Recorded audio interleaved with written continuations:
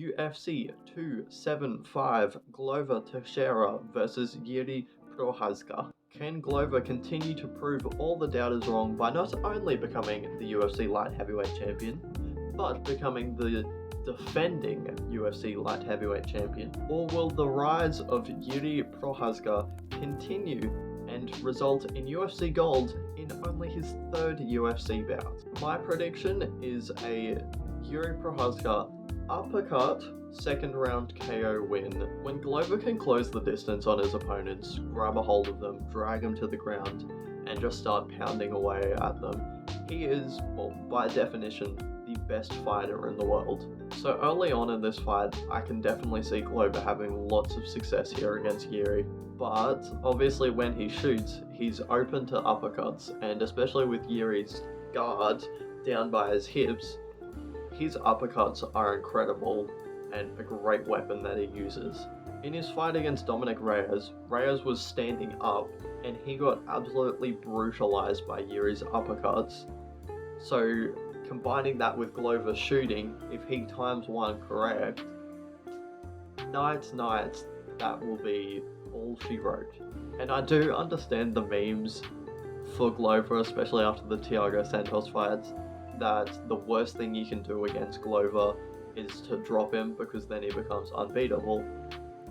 But I just feel like the punishment and his age in general over time is just going to continue to add up, and I just feel like this might be the time that it finally got too much for him and he's not going to be able to recover like he has done on so many other occasions. And kind of like what I touched on at the start, at the beginning of this year, absolutely nobody's end of year UFC champions for 2022 had Glover remaining as the light heavyweight champion. And I think this could be because he doesn't have super fast hands or out of this world power or a super unpredictable and electrifying style.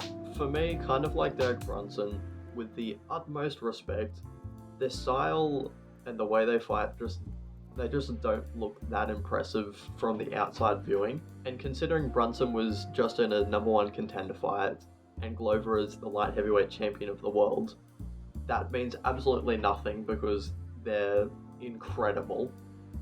But it's just how I see it from the outside, and that's why I would assume that neither of them get the most respect from fans in that kind of sense. So would a Glover victory surprise me? A little bit, but it's not like unfathomable and out of this world kind of chance. On to the co-main event, we have Valentina Shevchenko versus Taila Santos.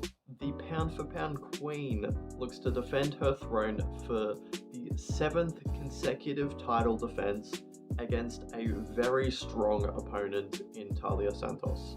And my prediction is a 4th round TKO win for Valentina Shevchenko. Apart from Nunes, in my opinion, Santos is Shevchenko's physically strongest opponent she's faced, in the UFC at least. So Valentina definitely has to be very wary of Santos's power, because unlike other fighters in the lower weight classes, one shot from Taila is going to potentially knock her out and hurt her very bad. But for Santos, that is what she does. She looks for that one big strike and doesn't throw that much volume, which, especially against someone who's been hit 92 times in her last 5 fights, that's facts for Valentina.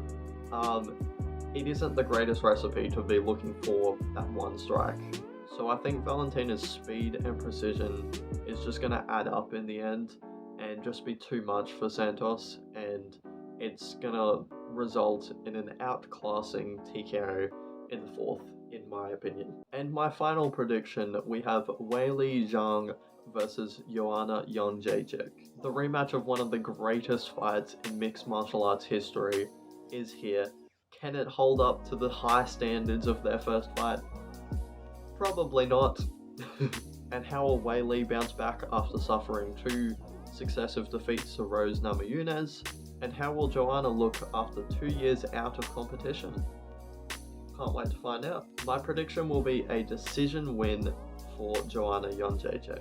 Their first 5 rounds together, obviously in that first fight, were so good, and I so want to be wrong about this, but I just feel like this 3-round fight between them just won't live anywhere close to the standards of their first fight.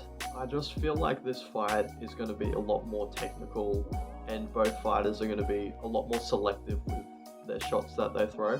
Hopefully not to Rosenkaler standards, but I think it's going to be far slower paced than their first fight.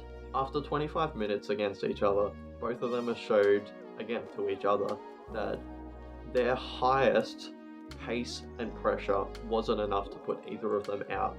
So now, only in a 15-minute fight, I very much doubt either of them will have that same kind of mindset and game plan behind them, thinking, oh yes, in these 15 minutes I'm going to push her to the edge and make her wilt under my pressure. I just don't see that happening.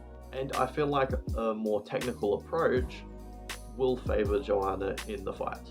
She loves a fight when she can keep her opponents at the end of her shots, and I just feel like a slower paced fight will favour her in that kind of game plan. I think for Weili, she's going to look to mix up the fight a lot more than the first fight.